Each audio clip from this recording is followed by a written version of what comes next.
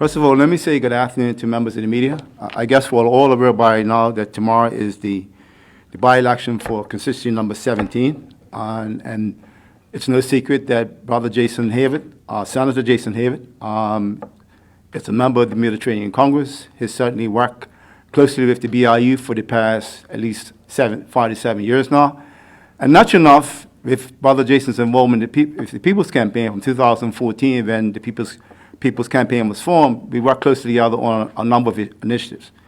So certainly it was a bit surprising to me when I saw this post on Facebook that I was shared with some of my colleagues about, I think 2 days ago, in relationship to the person, Mr. Robinson, who's the OBA candidate for constituency number 17 for tomorrow. And certainly, I would like to clarify a few things that I see in the paper today, particularly as it relates to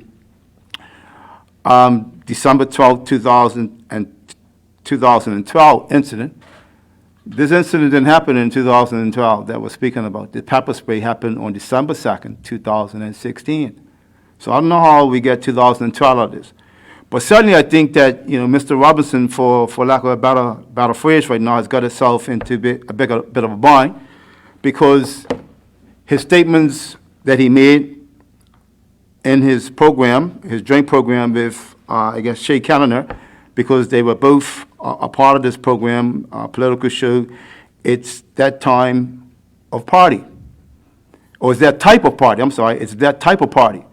So I honestly think that when you speak about it's that type of party and you now choose an event like December 2nd, 2016, to now speak about how whether it was seniors or whether how other meetings were treated on that day in question and people were pepper sprayed, for you to describe that as, well, they weren't really pepper sprayed, because if they were really pepper sprayed, they'd have fell down like a sack of potatoes and they'd be in the hospital. That's offensive, extremely offensive. And to the best of my knowledge, the people that were filed complaints to the Police Complaints Authority about being pepper sprayed on December 2nd, I don't ever remember Mr. Robinson coming along and apologize to any of the people for saying that, you were really pepper sprayed because if you have pepper spray, you would end up at the hospital and you'd have fall down to the ground like a sack of potatoes. So now you can't fault the public right now, whether it's a member of the PLP or a member of the public now, for reminding the people of Bermuda exactly what happened in 2016, and as a result of that, what transpired either I think from what I know, in January 5th, 2017, just about a month or so after this event happened on December 2nd, that you have someone speaking about our seniors and people who were pepper sprayed, that it was only like a pepper mist. So the people whose eyes had to be washed out, and even the police assisted people in washing out the eyes out, well, what were they washing out? Because according to his definition is that it was only a mist. So I would just maybe like to put it out there to Mr. Robinson is that maybe some of that should be put in your eyes and see how you feel, to see whether it was really a mist or not. So certainly when we look at the entire situation concerning what happened on December 2nd, 2016, and the eventual fallout of that, where now Mr. Robinson is saying, well, I did apologize. I'm not sure who you apologized to or who that apology went to, because I don't remember anyone from our group coming and say, well, even though, because he did say Mr. Robinson apologized on social media after the clip was posted. He added, many have warned me of the dirty side of politics, but now I am seeing it firsthand. What do you mean you're seeing it firsthand? Well, first of all, Mr. Robinson is going to be held accountable for his actions. So if Mr. Robinson and Mr. Callender decided to have, on this program, decide to look at people who were pepper sprayed, and let's just be crystal clear, that's not the only things that they've addressed in this program from time to time. I know that they've had, on occasions, spoken about the People's Campaign. I know for a while that we were having these town hall meetings that Mr. Robinson actually showed up at one of our town hall meetings. And I know that Brother Hayward, as one of the founder members of the People's Campaign, spoke to Mr. Robinson after the meeting. Because Brother Jason and I had a conversation before that. And he said, I'm going to approach him after the meeting's done because they were saying some things in the program that was very offensive. I know that they also were talking about this living wage thing. They've been talking about a number of things.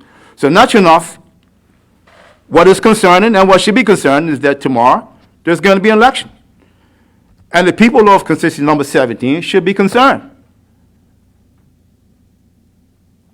Having someone making comments where people were peacefully protesting, and as a result of that peaceful protest, in the end they were pepper sprayed and treated in such a way.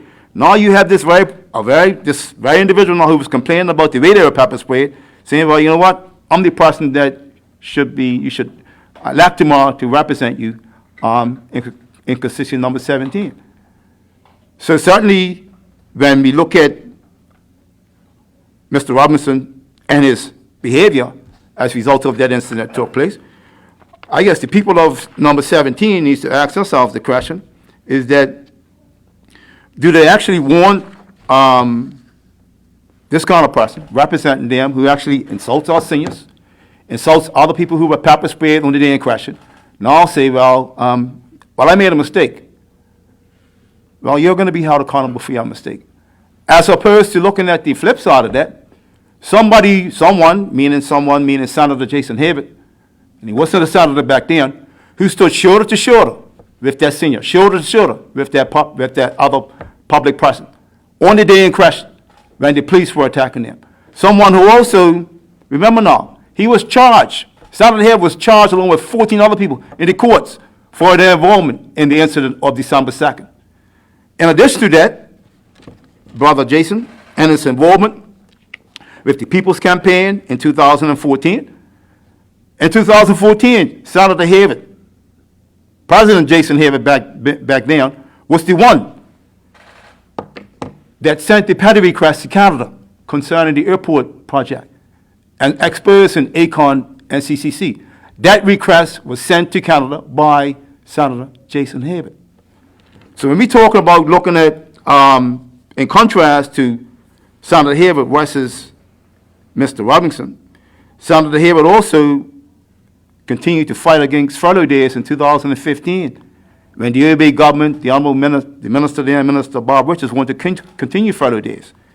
And Senator Jason Hibbert fought to make sure that the government employees would not continue with furlough days.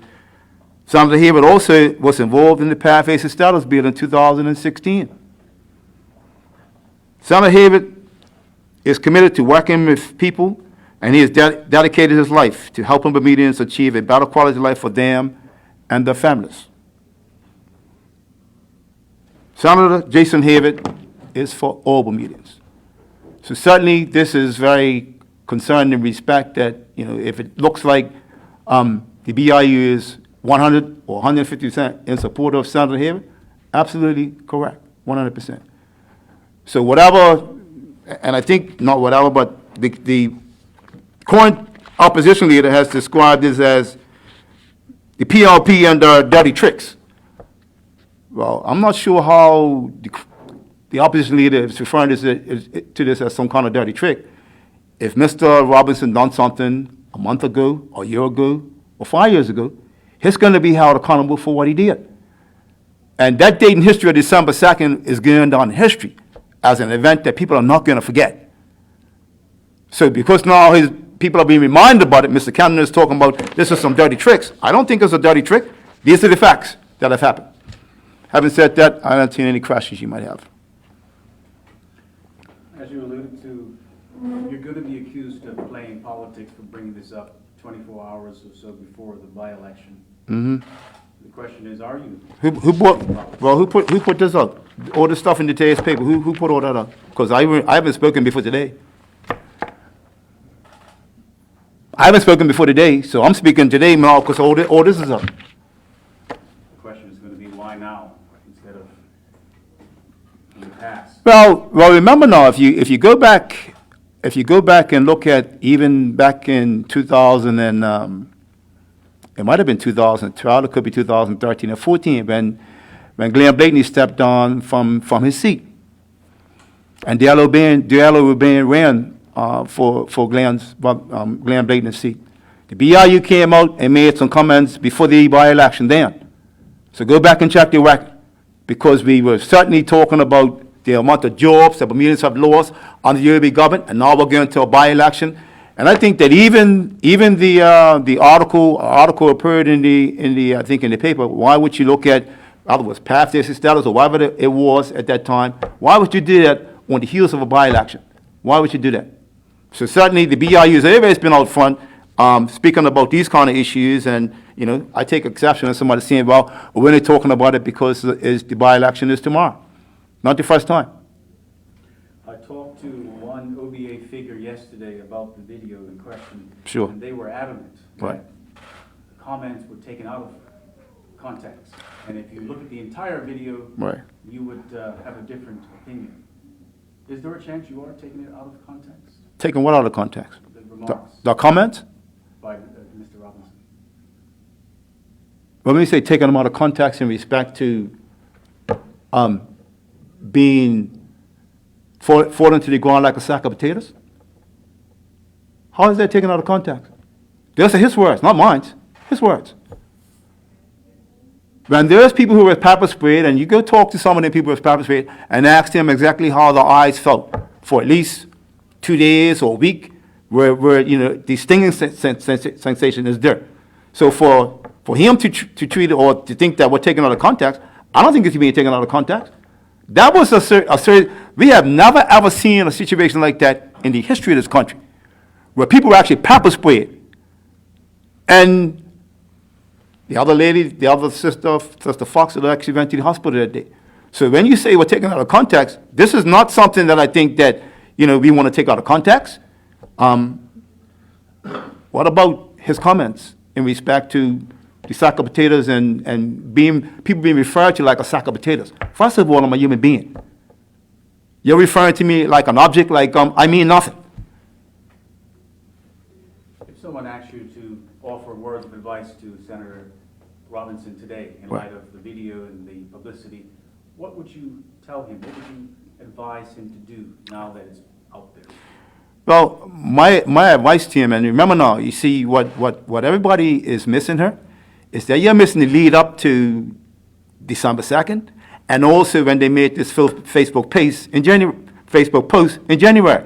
Because prior to that, I just mentioned to you that, Mr. Robinson and Mr. Cannoner, that program, they were attacking the PLP, they were attacking the People's Campaign, they were doing those kind of things. So just like the People's Campaign, the three bad news bearers was Reverend Nicholas Tweed, Jason Hayward, and Chris Furbert. Now, who was out there singing the tune for the ABA? Well, you might say that these two, well, they're trying to sing the tune for them. And I think I just said something a few moments ago where Mr. Cannoner's son said he got off the ship before it sank. Now, I know what that means, but you go on the post, there's a post up there where he's making that comment. So prior to the election in 2017, he's saying he got off the ship. No, I have no idea what it's referring to. It's referring to the ABA ship. It's referring to another kind of ship. Because right now, remember now, Mr. Robinson's only stepped on from this. I think he said right after he received this appointment. These are his words. I also stepped on as the host of ITTP over a year ago when I became a senator. Other than that, if he hadn't become a senator, he might still be there, holding these, saying these things about whether it's Bermudians who are falling out like a sack of potatoes or other issues concerning the general public, because I know they got an issue with also the minimum wage. They don't think it could be implemented. They think it's a good idea, but they're very concerned about it, and so should everyone be concerned about the implementation and the effects of it. Any further questions? Thank you.